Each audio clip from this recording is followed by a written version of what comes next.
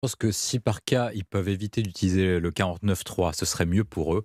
Parce que en cas d'utilisation du 49.3, moi je prédis de mauvais présages pour le gouvernement actuel. C'est-à-dire que s'il y a 49.3, vraisemblablement, au cours de cette année, on aura des manifestations type gilet jaune au moindre problème. Et vu la situation actuelle que l'on rencontre, problème d'inflation, de crise énergétique, des entreprises qui ferment, etc., ça pourrait poser problème. Ensuite, après, est-ce qu'ils peuvent passer sans 49.3 ? Mm. Alors, mercredi, ils sont en commission mixte paritaire. Vraisemblablement, 7 députés, 7 sénateurs, on aura un texte commun. Jeudi matin au Sénat à 9h, on aura le vote du Sénat et ça passera vraisemblablement. Ensuite, on arrive à l'Assemblée nationale. Moi, de ce que j'ai compris, Mm. on est à peu près à 230 députés Renaissance, enfin coalition majorité présidentielle qui votent, et 30 députés LR qui sont sûrs de voter. 30 à 40. Donc Sur on a, 60. sur 63. Ouais. C'est-à-dire qu'on arrive à 270 et il en manque 20. Il en manque 10 chez Renaissance et il en manque à peu près. Et où est-ce qu'on va les trouver ? En fait, ils doivent mobiliser les abstentionnistes chez Renaissance ou ceux qui vont voter contre. Donc, d'où la menace d'exclusion de la part d'Aurore Berger, en disant qu'il serait exclu du groupe si par cas il n'y aurait pas le texte. Et ensuite, après, chez les députés LR, parmi les 30 qui ne votent pas, il y en a à peu près 10 à 20 qui pourraient voter et 10 qui sont très contre. Et donc, vraisemblablement, on arrive sur un épisode que certains fans de la politique ont suivi comme dans House of Cards. En fait, on arrive comme au Congrès américain. C'est-à-dire que le gouvernement est en train de promettre des ronds-points, des chantiers dans toutes les circonscriptions des 30 députés en question. Et ce serait la possibilité. Si par cas, on n'arrive pas... À l'époque, c'était des clochers, maintenant, c'est des ronds-points. Des ronds-points ou autre chose. Si on n'arrive pas dans ce scénario, ils sont obligés d'utiliser 49.3. Et dans l'utilisation du 49.3, il est probable qu'il y ait une motion de censure transpartisane, Riot, donc député républicain indépendant et Outre-mer, une partie des députés républicains qui voteraient, la France Insoumise et le Rassemblement National. Ensemble. C'est-à-dire qu'il ne faut pas exclure non plus. Et cette fois-ci, Mme Panot ne dira pas à M. Bardella, écoutez, vous êtes bien gentil, mais on n'a pas besoin de vos voix pour la motion. Vraisemblablement, la motion serait déposée plutôt par les députés Riot ou les députés républicains. Et dans ce cas-là, tous les autres voteraient. Et dans ce cas-là, est-ce qu'on arrive à 289 ou pas, qui permettrait de renverser le gouvernement ? Ce n'est pas totalement sûr. Mais en tout cas, pour jeudi à 15h, il y a une incertitude la plus complète. William, vous regardez trop. De ce que je comprends, c'est qu'ils essayent de manifester leurs intentions et leurs objectifs. Ils disent, nous, on ne veut pas de 49.3. Si on utilise le 49.3, c'est qu'on est contraint de le faire. Et donc, ils veulent faire porter la responsabilité du 49.3 sur l'éventuelle commission mixte paritaire au cas où le texte des sénateurs LR serait trop dur par rapport au texte actuel et éventuellement sur les députés LR qui ne voteraient pas.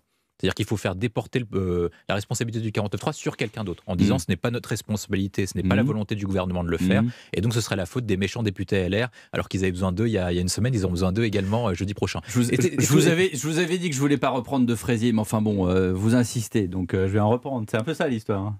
C'est un peu ça. Et je pense que c'est ça le problème, c'est qu'en fait Emmanuel Macron, je pense qu'il a un problème essentiel en politique, c'est qu'il pouvait être utilitariste, parler et considérer uniquement les personnes qui vous sont utiles. Mais l'utilité n'est jamais absolue, est toujours relative dans le temps. C'est-à-dire que vous pouvez avoir besoin de quelqu'un aujourd'hui et avoir besoin de quelqu'un qui n'est pas utile aujourd'hui plus tard. Et je pense qu'il commet une erreur en maltraitant les syndicats auxquels il peut en avoir besoin sur certains textes. Il a fait une erreur en maltraitant le Sénat et certains députés LR ou d'autres députés, alors qu'il pourrait avoir besoin d'eux dans le cadre d'une éventuelle réforme constitutionnelle. Le souci, c'est que les républicains de 2023 ne sont pas les républicains de 2016 ou de 2017. Ils ont tourné, une partie d'entre eux ont tourné la page du programme de François Fillon. Certains l'ont récemment prouvé. Oui, certains, Pradier. Aurélien Pradier, pardon. Aurélien Pradier. Ouh là là, le lapsus. Je vais avoir un coup de fil de Taché, là, je pense, dans une minute. Il y a une difficulté chez les Républicains, c'est qu'en fait, les députés ne sont plus élus dans des mêmes circonscriptions que les anciens députés républicains. C'est-à-dire que vous prenez un exemple typique, vous avez juste avant invité Prisca Thévenot, elle était élue sur une circonscription, typiquement les Républicains, qui étaient républicains depuis des années. C'est-à-dire que les Républicains qui venaient de l'Ouest parisien, des Yvelines, des Hauts-de-Seine, il n'y en a quasiment plus aucun. Il n'y en a plus qu'un ou deux, en tout cas ça devient... C'est les Républicains qui sont devenus Renaissance. C'est les Républicains qui sont devenus Renaissance. Et en fait, les Républicains restants sont élus dans des territoires ruraux, parfois dans des territoires où Marine Le Pen a effectué des très bons scores. Oui. Et ceux-là ont peur, en cas de dissolution, que les électeurs se retournent contre eux. Notamment, Aurélien Pradier vient du Lot, donc qui est un territoire de gauche. Et tous les amis d'Aurélien Pradier viennent de territoires dits France périphérique ou France rurale, où Marine Le Pen a battu Emmanuel Macron au second tour. C'est-à-dire que si par cas, il y a une dissolution qui arrive, et on ne peut pas l'exclure, je dis, en raison de l'incertitude du vote, après 49.3. Dans ce cas-là, ces personnes-là devraient retourner devant les électeurs et devraient dire pourquoi ils ont cautionné la réforme des retraites ou pas. Et je pense que c'est ce qui leur fait peur. en vue de cet acte-là. Ensuite, après, l'autre point, ce qui est sur la question du vote. Moi, je pense que l'incertitude repose sur le fait d'Emmanuel Macron. C'est-à-dire que c'est lui-même qui a créé le climat d'incertitude. C'est-à-dire qu'à partir du moment où il dit qu'il y a une éventuelle dissolution en cas de motion de censure du gouvernement, il crée une incertitude sur les députés. C'est-à-dire que l'objectif initial, qui était de faire peur aux députés de ne pas voter une motion de censure afin de ne pas retourner les électeurs, est en train de se retourner contre lui, dans la mesure où certains, ayant peur de retourner devant les élections, vont voter contre la réforme des retraites, qui est quand même massivement impopulaire, dans la mesure où 70% de la population est contre. Donc vous imaginez, dans les circonscriptions, il y a vraisemblablement 60 à 80% de la population qui est contre en fonction des circonscriptions. Alors, il y a quelque chose qui m'a marqué. Que le point, c'est est-ce qu'Emmanuel Macron était la meilleure offre politique disponible pour la dernière élection présidentielle? Oula, oui. Dans quoi tu te... Je vais y arriver.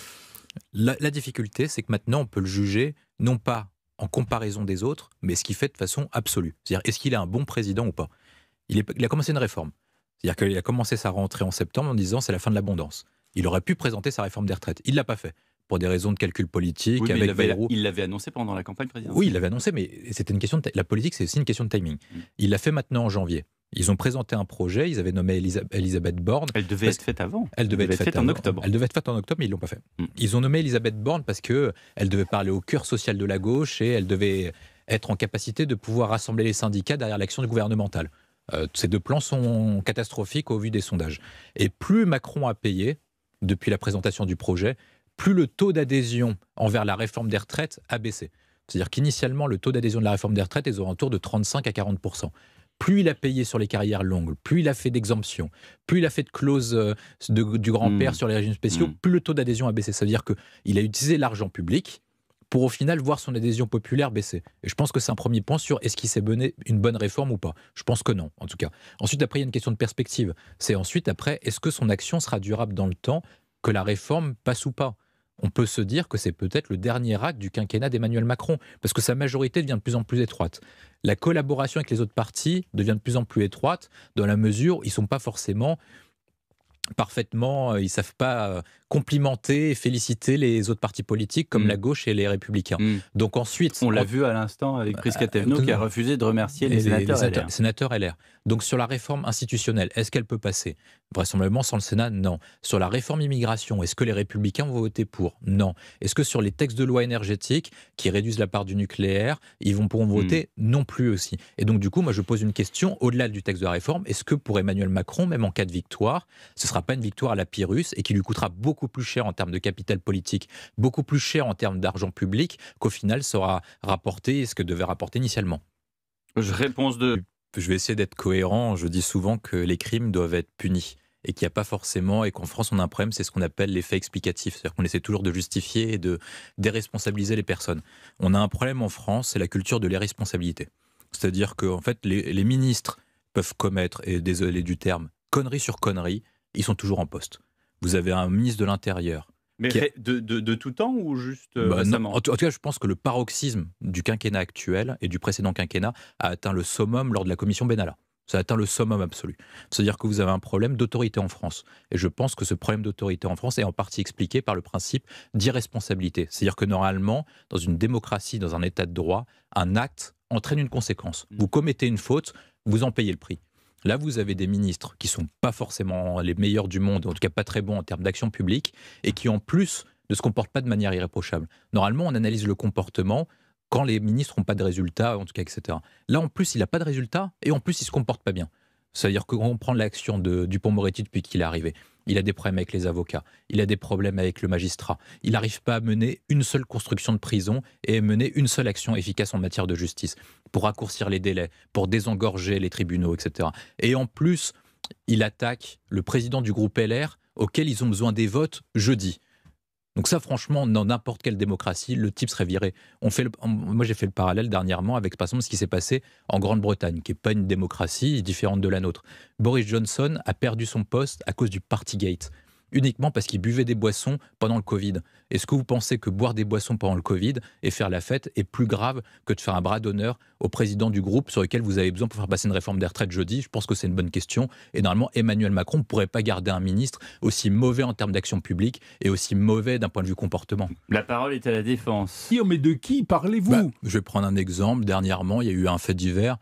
faut pas viser les personnes, mais chacun pourra vous le retrouver. faites. Mais vous verrez, avec les exemples que je vais citer, chacun pourra retrouver les noms implicitement. Vous avez quelqu'un qui est ministre ou secrétaire d'État, je ne sais plus exactement, de lequel son chauffeur a été arrêté pour conduite avec conduite de sous stupéfiants. C'est arrivé pendant le semi-marathon cette semaine.